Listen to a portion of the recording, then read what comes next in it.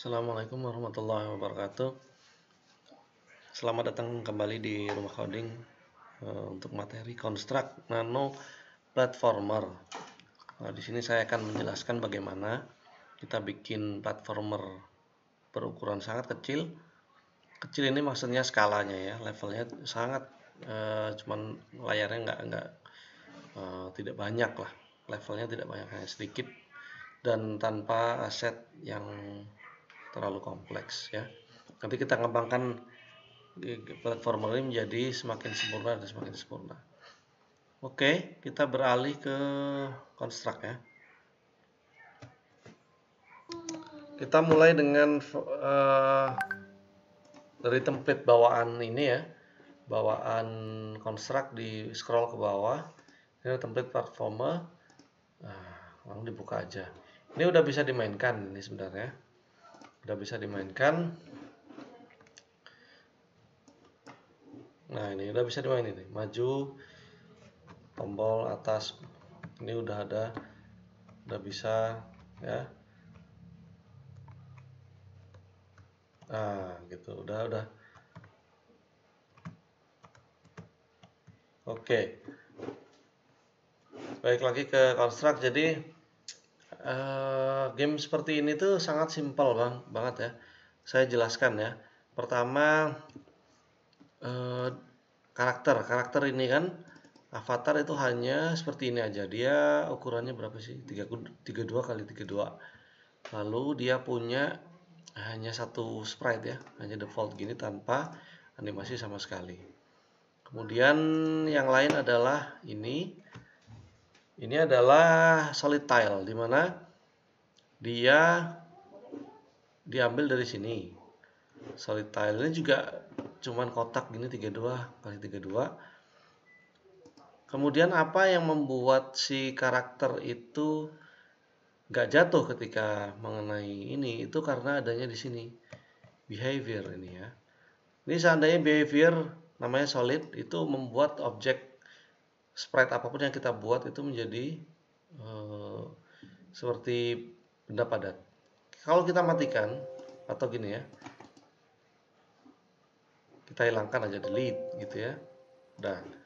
Maka yang terjadi kalau kita play, ya jatuh ini ya, nggak ada pijakan ya.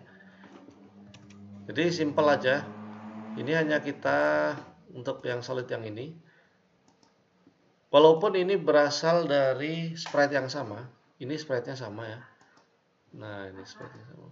Ini kita pilih, lalu di bagian behavior, klik behavior, lalu tambah, pilih platformer. Nah, platform ya, platform. Add. Udah. Platform salah. Plus solid. Nah, solid ini. Kemudian di sini kan ada solid ya, initial state. Ini bisa di defaultnya kan enabled, berarti dia ketika game dijalankan dia udah aktif. Nah, udah bisa jalan. Berikutnya yang ini apa? Ini kalau kita matikan, maka nanti dia nggak bisa. Ya, ini kita harus di enable. Nah, baru bisa jalan. Oke, lalu objek-objek yang ini juga berasal dari sprite yang sama, solid tile. Ini juga solid tile, hanya di edit saja. Nah, masing-masing sprite yang diambil dari object types yang sama di sini, lalu kita edit di sini, itu akan punya behavior yang sendiri-sendiri. Kalau kita ambil dari sini, kita drag sana, dia akan sifatnya independen satu-satu dengan yang lain. Antara ini dengan ini itu akan punya behavior sendiri-sendiri. Misalnya yang ini nih. Ini kalau saya matikan, maka sprite lain yang terbuat dari solid tile ini juga ini solid tile, ketika saya pilih solid tile, maka objek yang ini itu tidak akan terpengaruh oleh edit dari objek yang itu.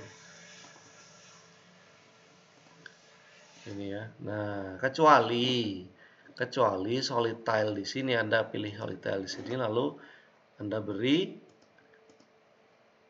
behavior solid, Anda set supaya enable semua, maka nanti ini enable semua. Nah, gitu ya cara membuatnya. Kemudian ada yang menarik ketika ini kita jalankan. Ada yang gerak-gerak ini. Nah, yang gerak-gerak ini dari mana? Kita lihat dulu ya. Yang gerak-gerak itu adalah kalau kita pilih yang ini, dia ternyata selain dia berupa solid, dia itu juga punya behavior lain. Namanya sinusoidal sign. Active on start, yes, dia harus jalan terus mulai dari awal. Movement itu horizontal. Jadi pergerakannya itu hanya secara horizontal kiri kanan gitu dalam waktu 4 detik untuk complete ini ya. Penjelasannya waktu dalam detik untuk complete cycle. Complete cycle itu berarti gerak ke kanan, gerak ke kiri, balik lagi ke posisi semula. Itu complete cycle-nya. Kita bisa hitung kok 4 detik ya. Kalau 4 detik berarti mana? Ini ya, kita maju dulu. Nih, kondisinya di sini.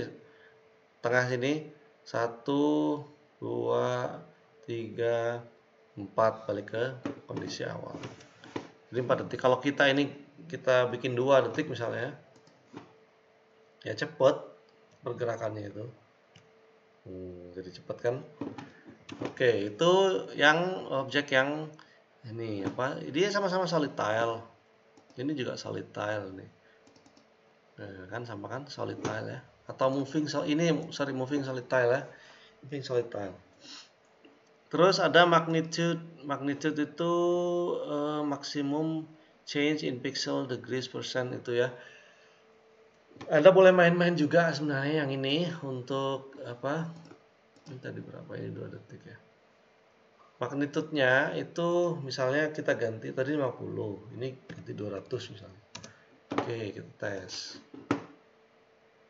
Jadi jauh. Jadi magnitude itu untuk jauh gerakan horizontal. Sinusoidal itu kayak gini nih. Jadi apa sih bentuknya sinyal itu?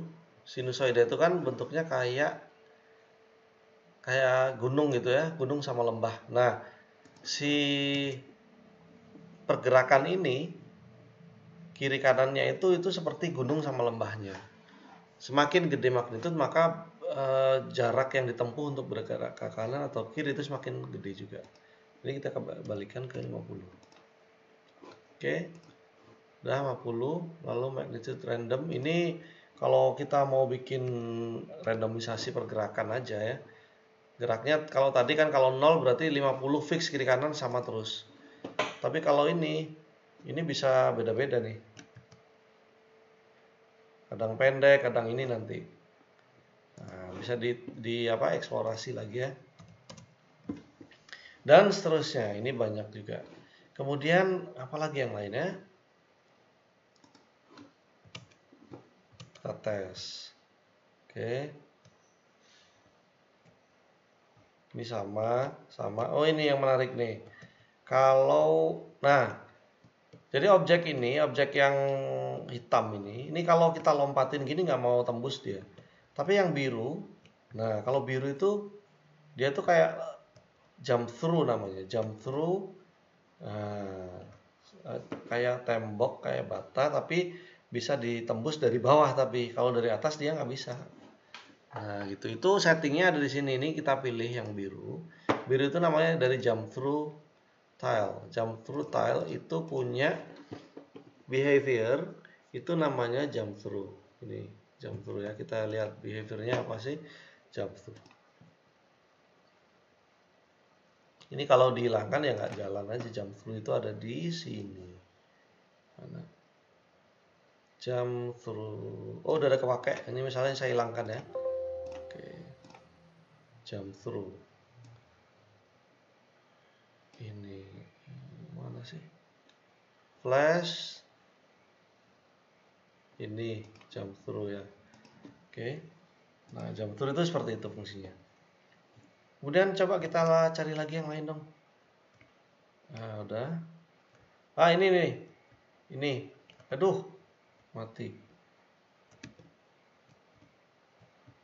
Coba ini yang ini nih. Ini gerakannya sekali aja ya ternyata ya. Kita lihat. Yang ini tuh ternyata geraknya cuma sekali. Oh enggak, dia enggak gerak dia. Yang ini atas bawah itu hanya mengubah di bagian movement. Sign untuk sign-nya itu di movement. Ini bisa kita ganti juga ya. Misalnya ini aja yang eksperimen lah.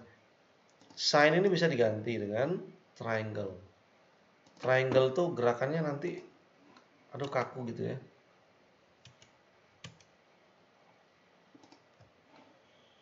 Nah tuh patah, geraknya patah, nggak smooth. Lalu kalau sawtooth,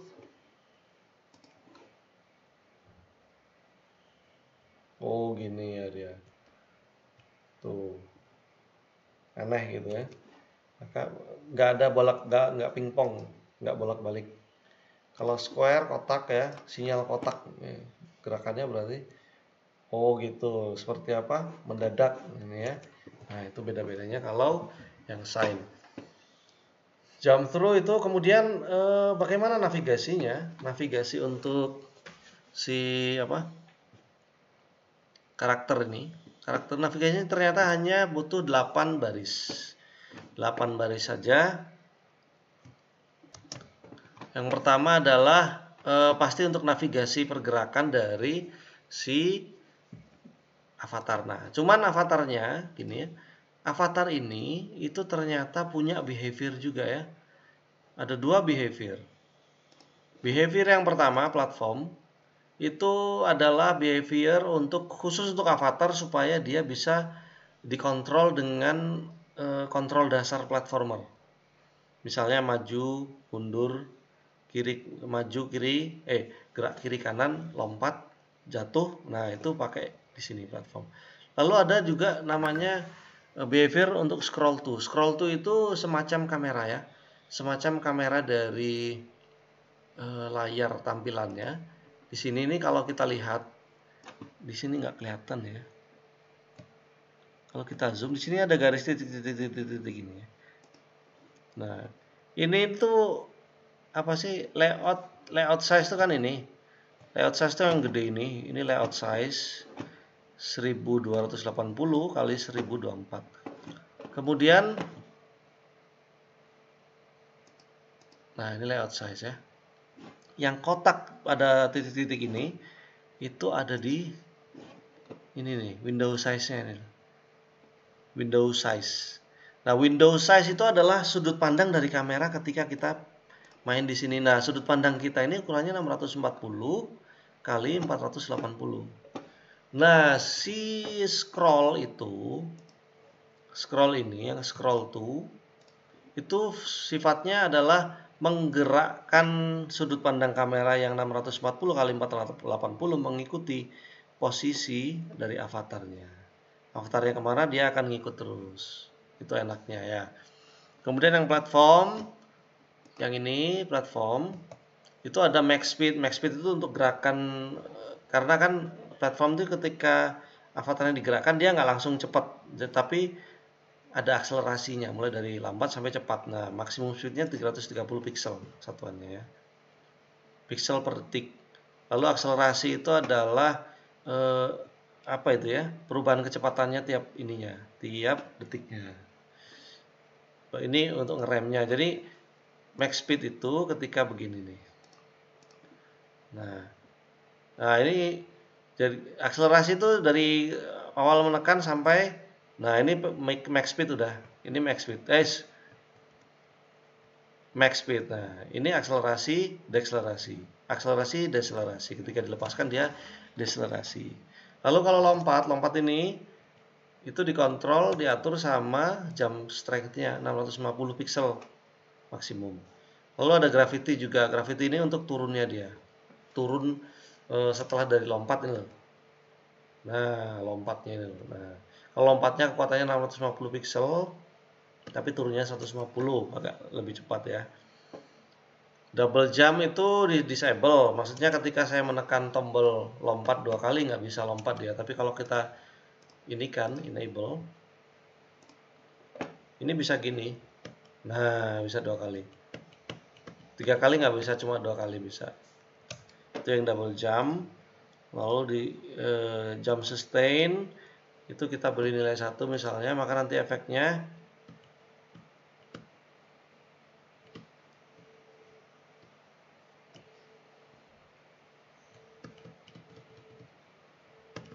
nggak tahu nih. Jump sustain ini apa, belum dieksplor ya, Anda bisa cari sendiri. Default control, ya default control untuk jamnya itu bisa kita set. Nah, ini ya, control movement biasanya kalau lompat berarti atas biasanya. Initial state diaktifkan. Udah, itu settingnya untuk yang platform mini platform yang bisa dimainkan di sini. Kemudian di sini ada yang menarik nih ya. Anda perhatikan. Di sini ada teks kan di sini. Teksnya ada di sini. Teks ini ditaruh di mana sih sebenarnya? Kenapa ketika saya bergerak teks ini ikut juga ini loh. Teksnya ikut juga kan? Tuh. Aduh, susah juga ini. Nah, teksnya ikut juga. Itu kenapa? Kita lihat dia ternyata si teks ini itu ikut dengan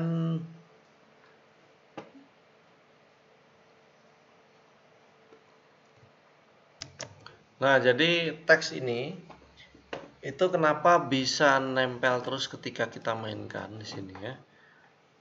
Ini kita refresh dulu, kita replay. Nah, gini. Teksnya bisa apa? Ngikut kamera terus ya. Ternyata ada di sini. Dia ngikut dia adalah kuncinya si teks ini kalau kita pilih teksnya. Itu dia ada di layer yang tertentu. Nah, ini layernya UI. UI itu layer yang sifatnya harus muncul terus memang ya, muncul terus ketika gamenya berjalan. Itu kita lihat ya masing-masing ya. UI kalau kita klik di layer ini, kita perhatikan yang membuat layer UI ini tidak bergerak kemana-mana dan posisinya ada di atas ya. Itu karena setting parallax-nya 0,0 ya, 0,0. Artinya apa? Si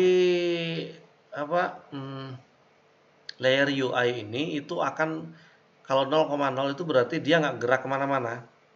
Maksudnya dia nempel sama sudut pandang kamera, sudut pandang dari tampilan yang ada di window ketika bermain game. Tapi beda kalau sama game. Nah, game ini nilainya 100 ya. 100 sama 100. Jadi nilai paralax itu kan 0 sampai 100. Kalau 0 itu berarti nggak gerak sama sekali, artinya nempel dengan sudut pandang kamera. Tapi kalau 100 sama 100 itu ya dia kayak lepas saja dari kamera, seperti objek yang terpisah dari kamera, itu ya. Kemudian yang background ini kayak ini loh. Kalau kita berjalan menggunakan kendaraan, lalu kita lihat gunung di sana, lalu di gunung ini seolah-olah ngikut, tapi dia juga ketinggalan gitu kan. Itu namanya semacam kayak parallax 50-50. Jadi setengah aja dia bergesernya itu enggak, tidak seperti jadi seolah-olah kayak objek di belakang ini loh, kayak objek di belakang kita ya. Jadi sudut pandang mata kita lalu ngelihat objek A sama objek B. Nah, objek A itu adalah yang gamenya tadi. Nah, objek B yang di belakangnya A itu adalah objek yang paralaksnya 50-50 ini ya. Gimana ya jelaskan ya? Anda bolehlah baca-baca apa sih efek paralaks itu seperti apa sih? Nah, itu di sini. Kuncinya itu di sana. Seandainya, ini seandainya layer UI ini kita ubah nih paralaksnya. Jadi, misalnya 50-50 lah ya, 50 X sama Y. X-nya 50, Y-nya 0 ya. Kita tes. Dilihat. Tuh. Jadi enggak apa sih? Aduh, ini bikin bingung juga ini si yang ini nih. Kalau diganti square, ganti sign-nya aja. Nah, gini ya.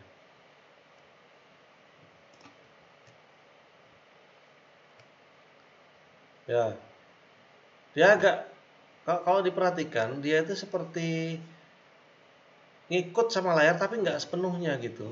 Coba ya kita kecilin ya. Tadi paralak ya yang UI ini misalnya kita kecilin 10 lah. Oke. 10 ya. Nah, Anda lihat ya, huruf A-nya itu pas pojok ya. Saya gerak sini, ketinggalan dia. Nah, semakin hilang gitu. Jadi kayak efek objek yang lebih jauh dari si gamenya, layer gamenya. Nah, gitu ya. Itu efek paralaknya. Anda boleh bermain-main dengan efek paralak, tapi kalau untuk UI sangat diwajibkan untuk delay paralaknya 0,0. Sedangkan yang game harus 100,100, sedangkan yang background ini boleh diatur-atur. Lalu seandainya backgroundnya ada berlapis-lapis ya, ada objek yang lebih dekat dengan gamenya, objek yang agak jauh lagi, maka tinggal main-main sama parallax. Itu ya settingnya. Dah, kemudian kita beralih ke platformer tadi ya, si avatar. Avatar tadi udah punya behavior platform sama scroll to. Kita lihat ternyata di event sheet yang dipakai itu ada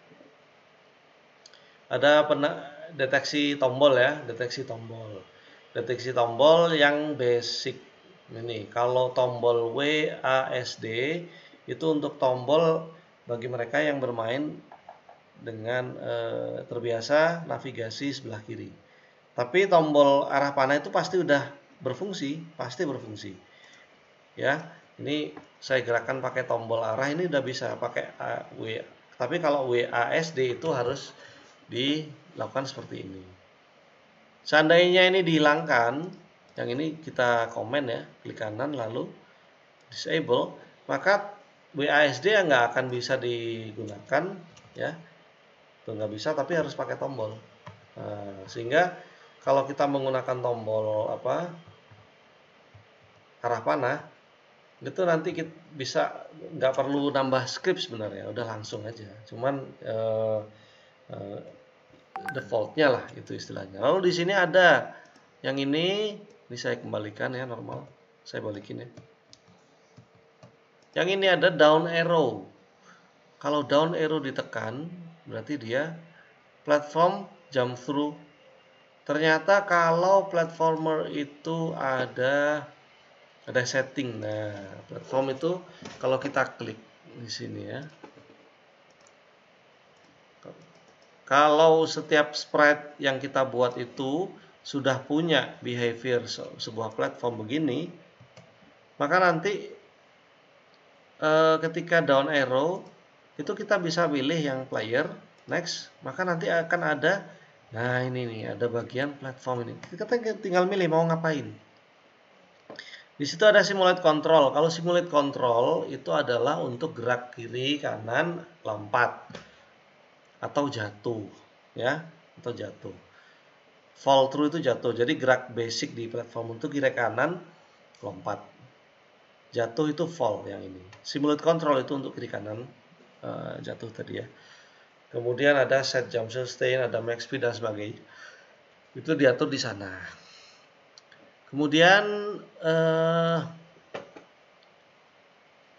nah ini untuk mengatur yang ini keyboard, penekanan tombol kiri kanan sama arah panah kiri kanan itu untuk mengubah supaya avatarnya itu kan ada tanda panah nih.